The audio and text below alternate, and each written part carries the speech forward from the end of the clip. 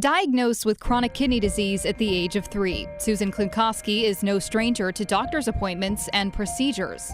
It's one of the reasons she became a nurse, which is one of the ways she ended up here at the health plan. I am the director of clinical programs. I am a nurse and a case manager by background. Working with her team for more than a decade, Susan says she has made lasting friendships, including a close bond with teammate and nurse Heather Jones. Just remember hearing her on the phone and learning what a, intelligent,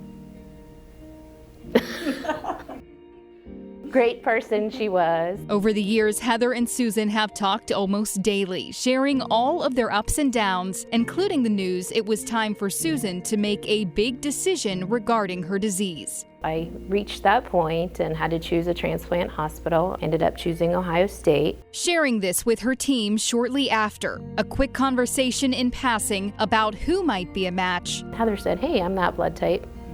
Give me the application." Turned into the answer to Susan's prayers. You fill out like a 10-question questionnaire. They called me the same day. Rounds of testing were set up, revealing Heather was not only a willing donor, but a match. And I don't know what the odds are of having the person you sit next to every day being the perfect match, but I would be curious to hear what that number really is. In a matter of weeks, Susan found her donor, and in a matter of months, it was time for their surgeries. On January 13th, 2023, the pair traveled to Columbus for their operations. Her surgery was well underway, where they have the organ pretty much harvested. Heather's procedure went smoothly, but unfortunately, there was some issue with my surgery. Susan experienced serious complications. The donor vein that was attached to her new kidney had clotted. Susan was scheduled for a second surgery the very next morning. And Heather is Heather, so she was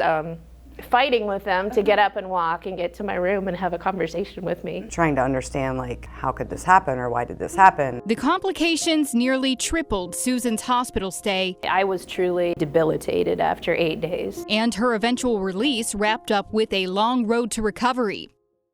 But now, more than 7 months since the surgeries, Susan says things are looking up.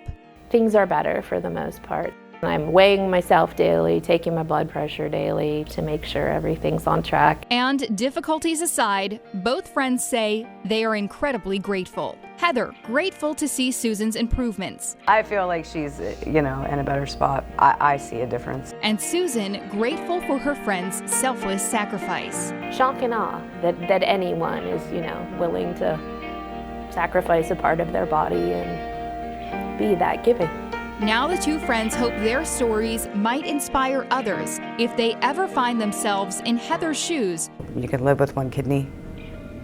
I'm living proof. Or in Susan's situation. You can be your own advocate. There are good medicines that can slow the progression. There's things you can do with your diet.